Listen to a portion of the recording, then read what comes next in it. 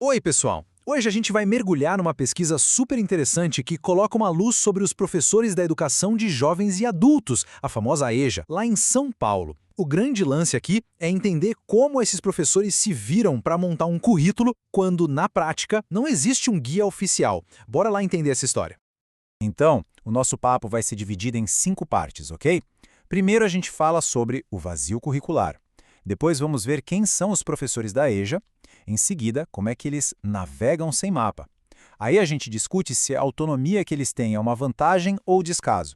E para fechar, vamos falar sobre ouvir para construir. Bom, para começar, o ponto de partida de toda essa pesquisa é um baita desafio. Em São Paulo, não existe um currículo oficial pensado direitinho para a EJA. Isso cria o que os pesquisadores chamaram de vazio curricular. E o que acontece? Os professores acabam virando os verdadeiros arquitetos do que é ensinado em sala de aula.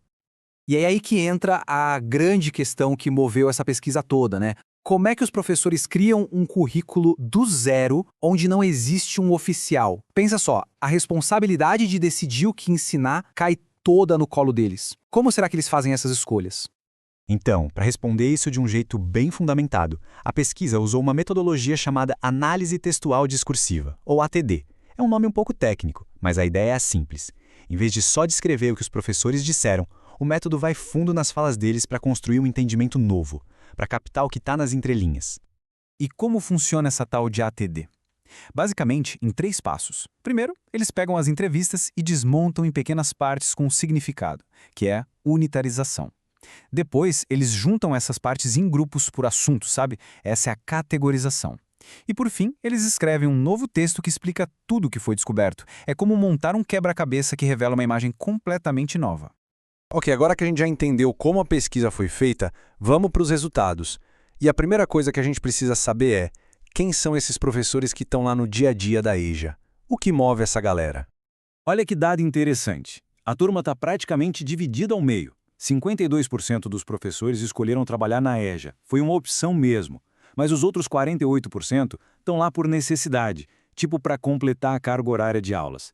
Isso já mostra que a gente tem gente com motivações bem diferentes na mesma sala de aula. E para entender a galera que está lá por escolha, ouve só essa fala de um professor. Ele diz que a EJA dá a chance de transformar vidas. Para ele, é sobre ajudar os alunos a terminar os estudos e a melhorar de vida. É uma missão, né?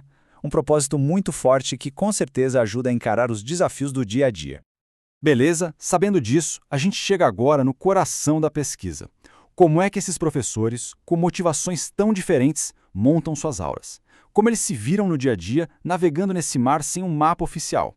E aqui a gente vê um conflito bem claro.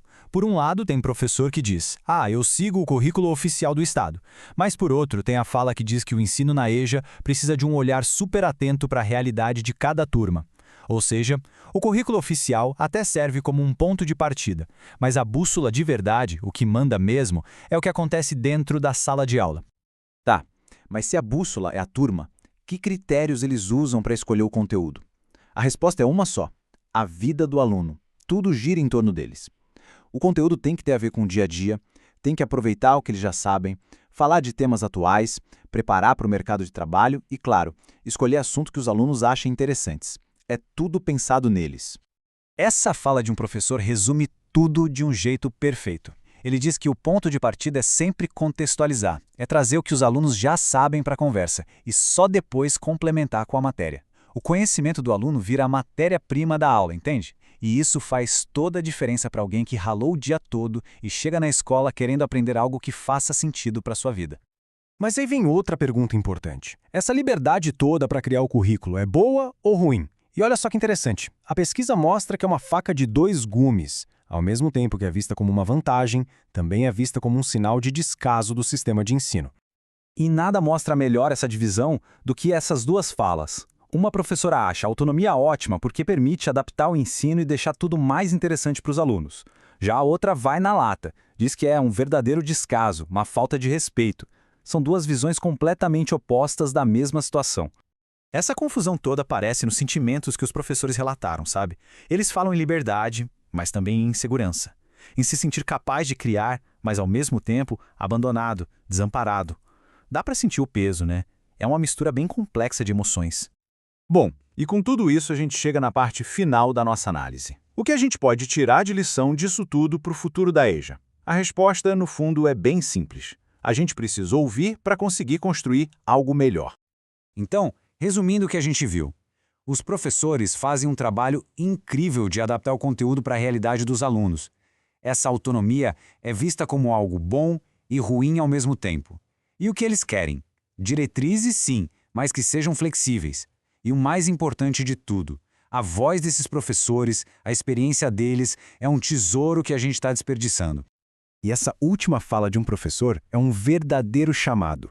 Ele diz que é fundamental ter diretrizes pensadas para esse público.